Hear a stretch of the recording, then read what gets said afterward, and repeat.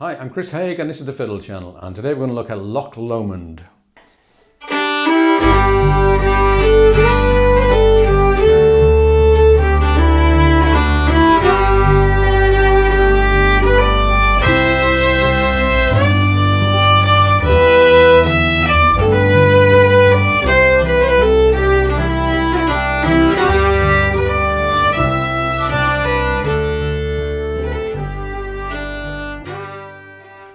Loch Lomond is a lovely Scottish tune. It's one of those kind of tunes that is so well known that you often won't ever hear it at a Scottish fiddle session.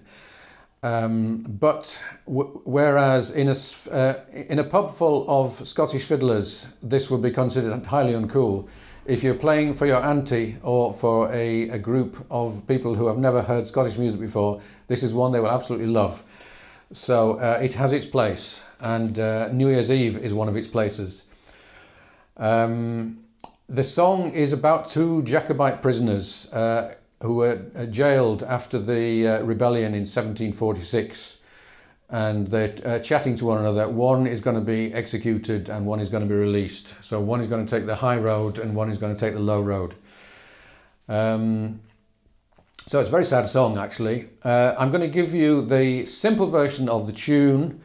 I'm going to show how you can introduce the Scotch snap rhythm, various ornaments and drones, which will help with the melody. And I'm also going to show you the Runrig version, which is exceedingly powerful and lots of fun. So let's start off with the basic melody. The verse and the chorus are slightly different, and it's worth knowing the difference. So here's the verse with nothing added.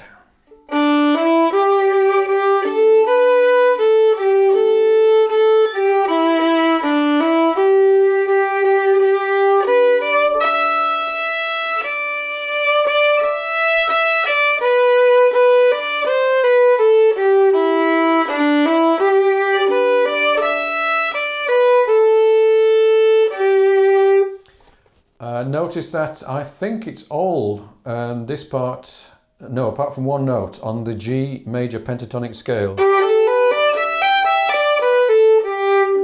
There's just one C in there, but knowing that makes it a lot easier to memorize this because your fingers already know those positions. So the chorus is just slightly different.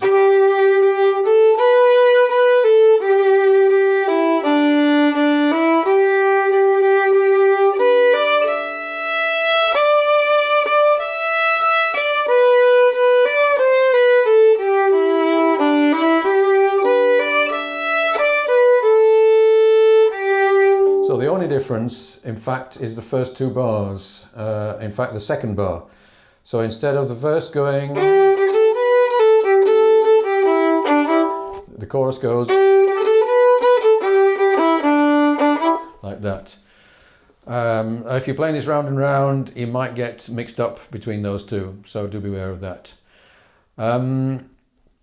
Now let's do it again, but this time we're going to add some Scotch snap, and this is kind of the Strathspey rhythm where you go, instead of you can go.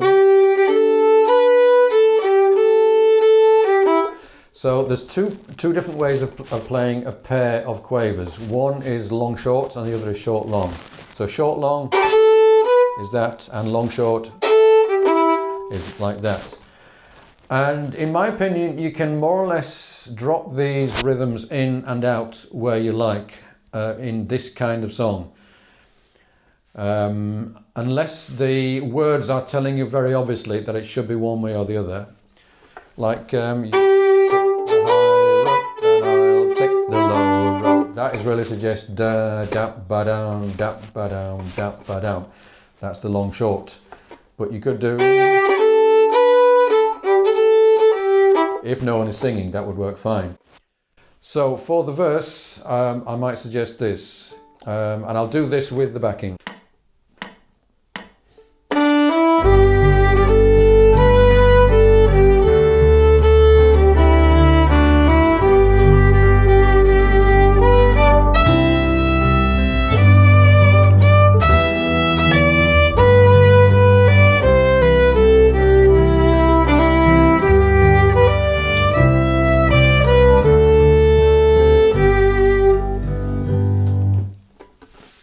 and you would do something similar in the chorus as well.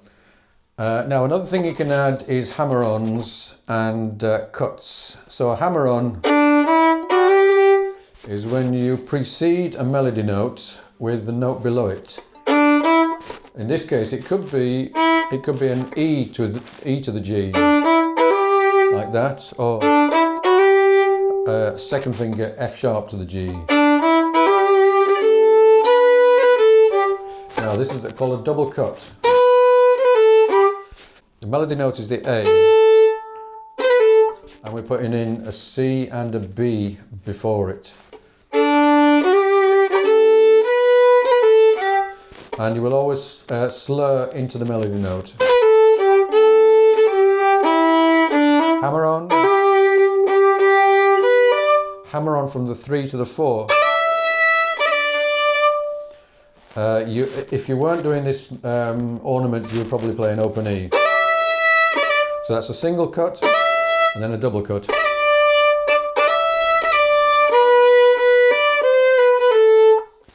You could consider that a hammer on, well, actually a hammer off, more of a single cut, I suppose. Hammer on, hammer on, hammer on. And incidentally, I have to admit that when you consult experts on Scottish ornamentation, they won't often mention the hammer-on. In fact, possibly not at all. But I think you'll agree that it is a very useful technique and it sounds completely in place. The other thing you can do is lots of drones. I've added them in some places and not in others, but there's lots of different ways you could do it. But what I've got here is... So we got an open G drone, then a D drone below the B, G drone, and then here, I think that's the best, a G drone, and the best way to do it actually is in third position, with 2 over 1 and 1 over 1. But you could do 4 over 3, 3 over 3.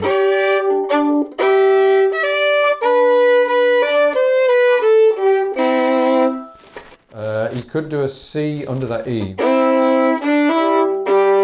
a G below that G, and you could do a C below that E.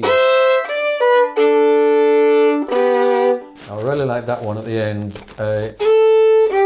The A note has got a D below it, and the G note has got a B below it. Let's just hear the verse with those drones.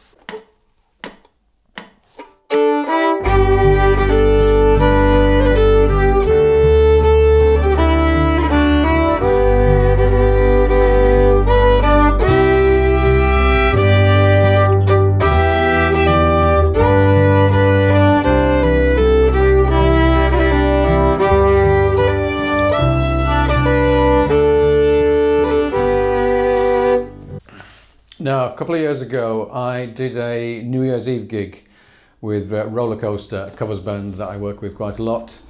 And the band had never played Loch Lomond before, and they asked, did I have any suggestions for a version of it?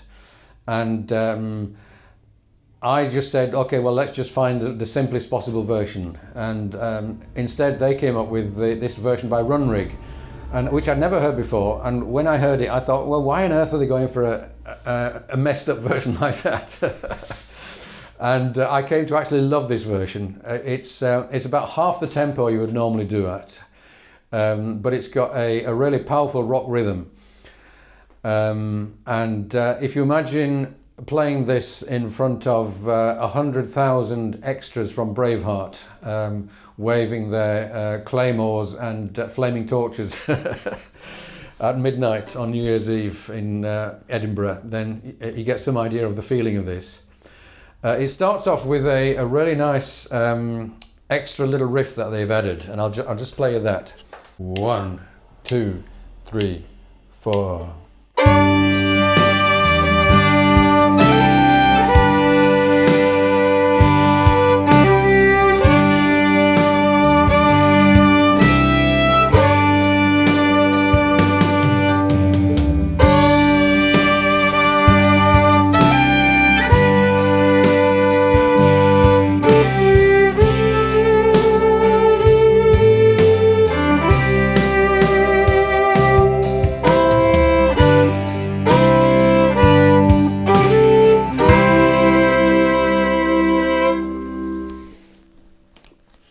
So it's a pretty epic intro.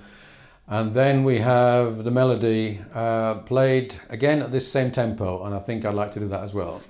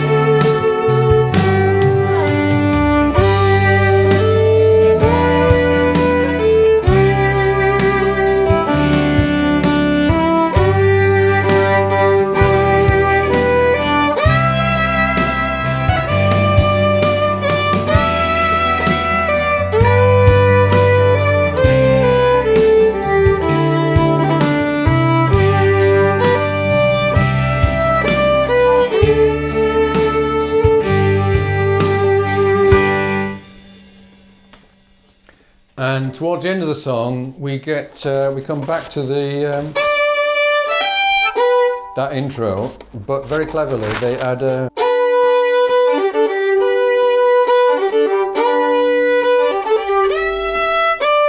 so they're playing double time with that riff over the other riff played at the original speed, which is very clever. But you'll have to have a listen to that to fully appreciate what's going on. If you would like a copy of the sheet music for this, all of the different versions, then do subscribe to the channel and send me an email. I will send you that. And thank you for watching. If you join me on Patreon, then you are guaranteed that these videos will keep coming for a long time coming. See you again soon.